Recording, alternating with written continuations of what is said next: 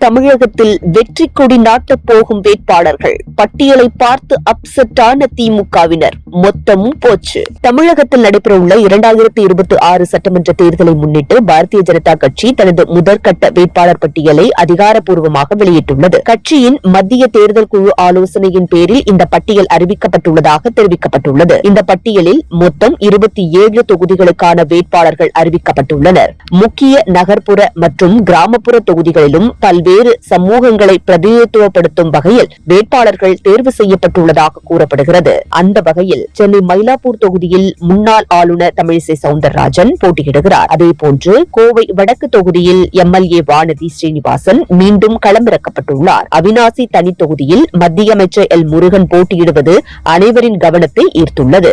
மேலும் ஆவடியில் ராஜசிம்ம மகேந்திரா, திருவண்ணாமலையில் ஏழுமலை, திருப்பூர் தெற்கில் தங்கராஜ், மொடக்குறிச்சி கிருத்திகா சிவக்குமார், புதுக்கோட்டை ராமச்சந்திரன், கந்தர்வக்கோட்டையில் உதயகுமார், திருப்பத்தூர் திருமாறன், திருச்செந்தூர் ராதாகிருஷ்ணன், தளி நாகேஷ்குமார் உள்ளிட்ட முக்கிய தொகுதிகளிலும் புதிய மற்றும் பழைய முகங்களுக்கு பாரதிய ஜனதா கட்சி வாய்ப்பளித்துள்ளது. தஞ்சாவூர், திருவாரூர் போன்ற டெல்டா பகுதிகளிலும் கட்சி தனது நிலையை பலப்படுத்தும் நோக்கில் வேட்பாளர்களை அறிவித்துள்ளது. மதுரை தெற்கு தொகுதியில் பேராசிரியர் ராம ஸ்ரீனிவாசன், சாத்தூர் தொகுதியில் பாஜக மாநில தலைவர் நைனா நாகேந்திரன், நாகர்கோவில் தொகுதியில் எம்.ஆர். காந்தி உள்ளிட்ட முக்கிய தலைவர்களும் பட்டியலில் இடம்பெற்றிருக்கிறார்கள். இந்த அறிவிப்பின் மூலம் தமிழகத்தில் தனது ஆதிக்கத்தை விரிவுபடுத்த பாரதிய ஜனதா கட்சி தீவிரமாக செயல்படுகிறது என்பது தெள்ளத் தெளிவாகிறது.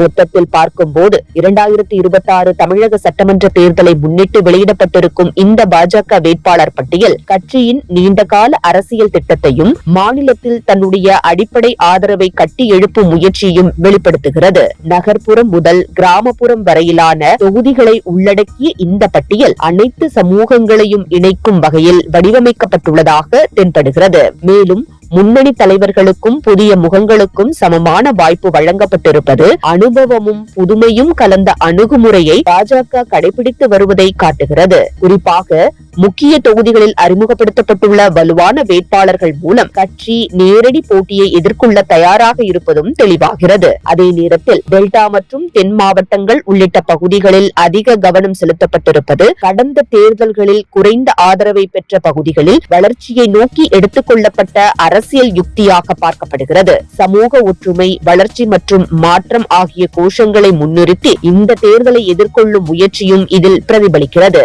இந்த பட்டியல் வெளியீடு தமிழக அரசியல் களத்தில் புதிய விவாதங்களையும் கடுமையான போட்டியையும் உருவாக்கும் என்பது உறுதியாகிறது. அடுத்த கட்ட வேட்பாளர் பட்டியல் மற்றும் கூட்டணி அமைப்புகள் வெளிவரும் போது தேர்தல் களம் மேலும் சூடுபிடிக்கும் வாய்ப்பு உள்ளது. எல்லாவற்றையும் சேர்த்து பார்க்கும் போது இந்த அறிவிப்பு ஒரு சாதாரண வேட்பாளர் பட்டியல் அல்ல, மாறாக தமிழகத்தில் தன்னுடைய அரசியல் இடத்தை உறுதியாக நிறுவ பாஜக எடுத்து வைத்திருக்கும் முக்கியமான மற்றும் திட்டமிட்ட அரசியல் முன்னேற்றமாகவே பார்க்கப்படுகிறது.